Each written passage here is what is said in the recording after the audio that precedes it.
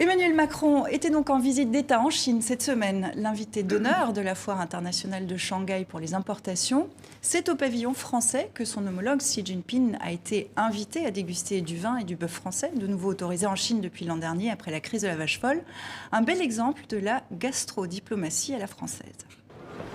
Je vous propose une dégustation de vin français.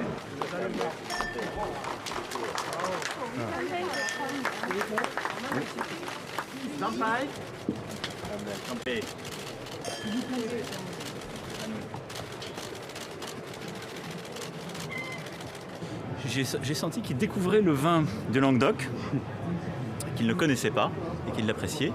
Il connaissait le Bourgogne et il lui a fait goûter un classique dans le Bordelais. Donc voilà. Et l'abus d'alcool est dangereux pour la santé. Vous venez de rentrer de ce voyage en Chine. Vous avez accompagné le président Macron. Ça avait l'air plutôt sympa. Oui, en dehors de cette scène où effectivement c'était détendu. Non, il y avait un enjeu politique qui était très intéressant et important qu'avait inauguré Emmanuel Macron au mois de mars dernier lors de la visite de Xi Jinping en France, où il avait européaniser tout d'un coup la relation avec la Chine, puisque Xi Jinping s'était retrouvé face à Emmanuel Macron, Angela Merkel et le président de la Commission, Jean-Claude Juncker. Et là, il a pris dans ses bagages des Européens. Et là, il a emmené une ministre allemande et un commissaire européen. Et c'était très intéressant parce que le discours qu'a prononcé Emmanuel Macron à la foire de Shanghai était très très peu français, alors que c'était la France qui était l'invité d'honneur de cette foire. Il a prononcé un discours au nom de l'Europe, au nom de l'équilibre entre l'Europe et la Chine. Et il y a une vraie stratégie qui sera poursuivie l'année prochaine par Angela Merkel, qui, lorsqu'elle assumera la présidence tournante de l'Europe, va organiser à Leipzig au mois de septembre, un sommet, alors là, ce sera les 27 pays avec Xi Jinping, ce qui ne se fait pas normalement. Les sommets UE-Chine se font au niveau du Premier ministre. Et donc là, donc il y a une vraie volonté d'y aller ensemble et groupés. Qui a surpris les Chinois au début et qui aujourd'hui est acceptée dans cette idée d'équilibre entre plusieurs pôles et pas simplement entre les Chinois et les Américains. Il y a cette idée que l'Union fait la force, vu du Canada. On connaît les relations compliquées entre le Canada et la Chine depuis une année. Cette idée que l'Union fait la force, c'est perçu comment ? C'est surtout perçu, c'est-à-dire la Chine ne peut pas faire autrement actuellement que d'accepter cette attitude nouvelle européenne, si je comprends bien. C'était quelque chose qui était assez surprenant pour eux et mal vu. Et à partir du Canada, les relations avec la Chine, vous savez, sont extrêmement tendues depuis au moins un an, depuis l'arrestation d'une des dirigeantes de Huawei, le géant des communications chinois. Et franchement, avec les États-Unis aussi, donc on voit vraiment clairement la Chine se détourner de l'Amérique du Nord avec les relations tendues avec Trump et se tourner vers l'Europe, vers la France, mais pourquoi pas vers l'ensemble de l'Europe. Et je me tourne vers l'autre partie de l'Amérique du Nord, c'est les États-Unis. Il y a cette guerre commerciale entre votre pays, les États-Unis, et la Chine. On voit que ça fait un appel d'air pour d'autres, peut-être, au détriment des États-Unis ? Oui, je pense que c'est tout à fait ça, mais il faut ajouter quand même cette idée qu'a Trump et qui compte la plupart des Trumpiens, à savoir que la politique internationale se fait de façon géoéconomique, si je puis dire, mais que l'arme de destruction massive, ce sont des douanes, des tarifs, et c'est une drôle de conception de politique, et je crois que c'est en train de se retourner contre Trump. On va voir d'ici 2-3 mois. Alors on va enchaîner avec la géoéconomie, c'est un peu un néologisme, mais c'est vrai qu'il y a vraiment cette dimension commerciale, économique qui prend peut-être de plus en plus d'importance. En tout cas, on voit qu'il y a des tensions nouvelles. Un voyage comme celui que vient d'effectuer Emmanuel Macron, européanisé, est-ce que c'est une bonne façon de s'adresser à la Chine ? d'un point de vue économique. C'est certainement une bonne façon de s'adresser à la Chine. C'est aussi une bonne façon de défendre les intérêts européens. Parce qu'aujourd'hui, dans cette guerre commerciale entre les deux hyperpuissances que sont les États-Unis et la Chine, au fond, c'est essentiellement l'Europe qui peut se positionner plus que quelque État européen que ce soit. C'est intéressant de noter que la Chine, depuis le mois de mars, comme le disait Pierre Aski tout à l'heure, a visiblement changé de position. Elle était plutôt dans une logique de division et de relations entre les pays européens et elle-même. Elle a compris que pour peser dans la guerre commerciale, la relation avec l'Europe était importante. Je ne suis pas sûre qu'elle ait totalement occulté la relation avec les pays européens. Simplement, ce qui est certain, c'est qu'en Europe, tout le monde n'est pas sur cette ligne. L'Allemagne et la France se sont positionnés depuis longtemps. Le Royaume-Uni, alors, est hors sujet puisque Brexit, mais était également sur cette position-là. C'est pas du tout le cas des pays d'Europe de l'Est, de l'Italie, de la Grèce. Oui, souvent quand on dit l'Europe, en réalité, c'est une Europe de l'Espagne, qui est saucissonnée en différentes tendances. Voilà, l'Italie, certains pays d'Europe de l'Est ont beaucoup gagné de leur relation bilatérale avec la Chine et voient d'un œil prudent, voire hostile, la réunification, on va dire, de la relation avec. Et puis une méfiance européenne par rapport aux nouvelles routes de la soie. Vous parliez de l'Italie qui, elle, au printemps dernier, est entrée en discussion et en négoce avec la Chine. Un mémorandum. Voilà, absolument. Sur cette idée que l'Union fait la force, est-ce qu'en réalité, une Union européenne divisée fait vraiment le poids face à la Chine? Le président allemand a eu une très belle formule. Il a dit l'Europe est composée de petits pays qui se savent petits et de petits pays qui se pensent grands. Et en fait, face à la Chine, personne ne fait le poids, pas même l'Allemagne, qui est l'économie la plus grande, la plus développée d'Europe. Et donc, la Chine ne comprend que les rapports de force. Et c'est d'ailleurs l'erreur qu'a commise Donald Trump, c'est que les griefs des Américains vis-à-vis des Chinois sur les règles commerciales, sur la propriété intellectuelle, etc., sur les investissements, sont partagés par les Européens ou par les Japonais. Simplement, Trump a voulu faire cavalier seul et il a mené la guerre en même temps aux Européens, aux Canadiens, etc., au lieu de mettre tout le monde autour de la table pour dire aux Chinois, voilà, il faut changer les règles du jeu, on ne peut plus continuer comme ça. Alexandra? Bon, et moi, j'abonde dans le même sens que Pierre. Il faut se méfier de cet adversaire ou ce partenaire commercial qu'est la Chine. D'ailleurs, je pense qu'il y a un proverbe chinois qui dit il faut se connaître soi aussi bien que connaître l'adversaire pour gagner les guerres. Alors, se connaître soi... Ouais, voilà. Et donc, je pense qu'ici, l'Europe, peut-être qu'elle ne se connaît pas ou elle n'est pas suffisamment unifiée pour représenter vraiment un danger pour la Chine. Parce que, ouais, voilà, du côté chinois, on a vraiment... beaucoup. D'ailleurs, vous avez mentionné la guerre, la route de la soie, et je crois que ça s'est complètement sorti des accords commerciaux. C'est quelque chose de complètement à part que les Chinois veulent négocier avec des pays individuellement. Et on ne parle plus d'une position européenne commune. Alors, oui, voilà. Comment était l'ambiance pendant ce voyage? C'était en fait très positif, c'est-à-dire qu'il y avait une volonté visiblement des deux côtés, côté français comme côté chinois, de montrer une image d'entente et de volonté de faire du concret.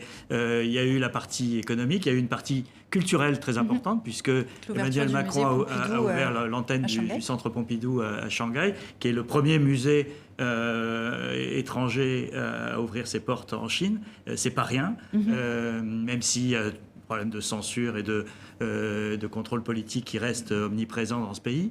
Et donc, il y a eu l'idée, je pense, d'Emmanuel Macron et des Chinois de montrer que même s'il y a des tensions commerciales, y compris avec l'Europe, mais essentiellement avec les États-Unis, il y a toujours moyen de faire avancer des démarches positives, que le multilatéralisme n'est pas mort et qu'on peut trouver des terrains d'entente. L'un de ces terrains d'entente, c'est évidemment le climat, puisque la Chine continue à travailler dans le sens des accords de Paris, là où les Américains, il y a quelques jours, ont fait le premier pas vers la sortie officielle et légale de ces accords. C'est la Chine qui va sauver le multilatéralisme, Dick?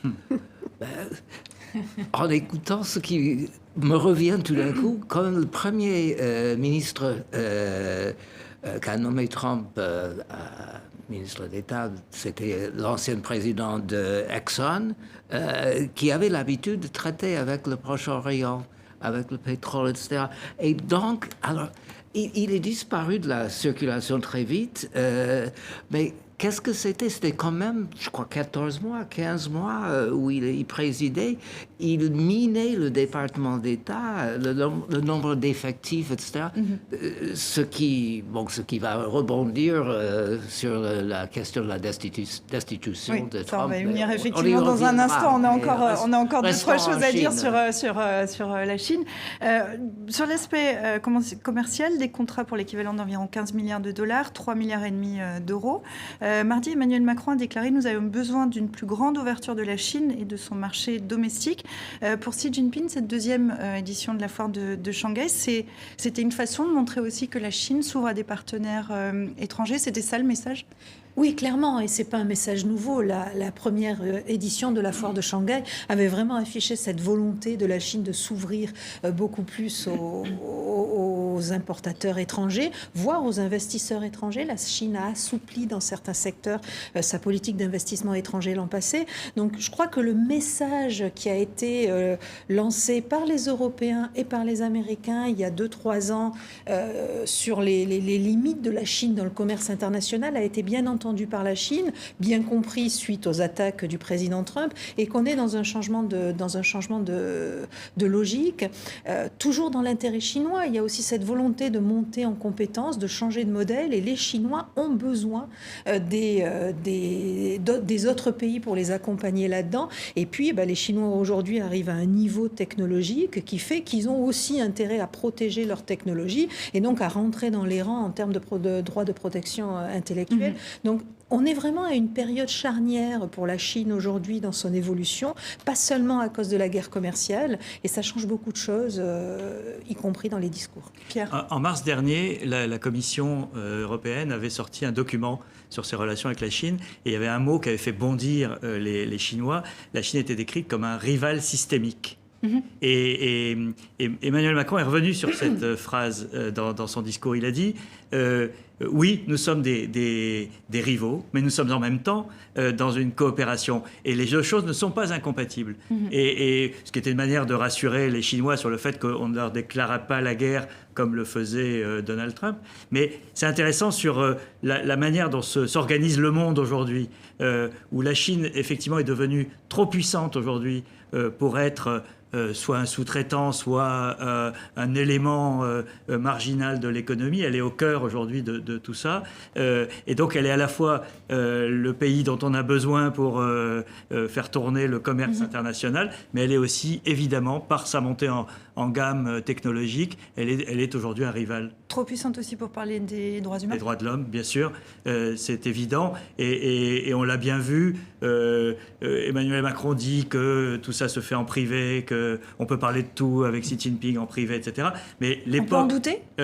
Non, je pense qu'il le fait sous certaines formes. Ce qu'il explique lui-même, c'est qu'on ne peut plus parler de la même manière des droits de l'homme aux Chinois comme on le faisait autrefois, pour des bonnes et des mauvaises raisons. Les bonnes raisons, c'est que l'Occident n'a pas non plus une position telle que le côté donneur de leçons soit tout à fait possible. En revanche, là où il y a un discours qui porte auprès des Chinois, c'est de leur dire « Vous êtes en train de devenir la deuxième ou la première puissance mondiale un jour. Vous ne pouvez pas vous comporter de la manière dont vous vous comportez, par exemple, avec les Ouïghours du Xinjiang ou la répression de Hong Kong en tant que plus grande puissance mondiale. » Voilà. Ça pose le cas du Canada aussi, on l'évoquait tout à l'heure.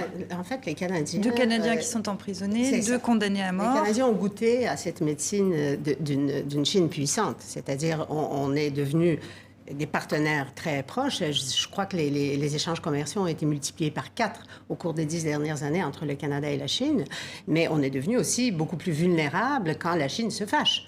Alors, la Chine s'est fâchée parce qu'on a arrêté cette dame de Huawei qui est quand même en résidence surveillée, donc elle n'est pas en prison et son procès va commencer là en janvier, donc c'est pas si terrible que ça. Et quelque part, les Chinois font des pressions pressions, c'est-à-dire pas quelque part, ils font des pressions directes et indirectes sur le gouvernement, comme si le gouvernement canadien pouvait se mêler des affaires des tribunaux. Alors, il y a ici une incompréhension complète. 2 Canadiens qui sont arrêtés, un ancien diplomate et un autre qui ont été arrêtés tout de suite après l'arrestation de Mme Mang, et 2 autres dealers de drogue, accusés impliqués dans la vente de drogue, et qui ont été condamnés à 15 ans de prison, dont le procès a été réouvert en une journée, on les a condamnés à mort. Alors, tout ça, et puis, évidemment, la guerre commerciale, on a arrêté l'importation du porc, apparemment, sous un prétexte de certification inadéquate, mais en fait, tout le monde le savait très bien qu'on était là dans une guerre politique. Et donc, évidemment, plus on est dépendant économiquement des exportations, des importations, plus on est vulnérable à ce genre de pression. C'est la Chine qui donne, ça sera la conclusion, c'est la Chine qui donne le là à l'échelle mondiale, quand on parle de commerce, quand on parle de droits humains, où on voit qu'il y a une attitude canadienne qui a l'air de moins bien marcher peut-être que l'attitude française, c'est un constat. Qui donne le là, j'irai pas jusque-là, parce que les États-Unis font pas mal en la matière, surtout aujourd'hui avec la guerre commerciale. Et il ne faut pas non plus que l'Europe se sous-estime. Quand l'Europe est unie, elle sait aussi se positionner. Mais c'est vrai que la Chine est le pilier, en fait le pivot, le centre du commerce mondial depuis une quinzaine d'années. Donc c'est un pays très, très important, incontournable, on pourrait dire.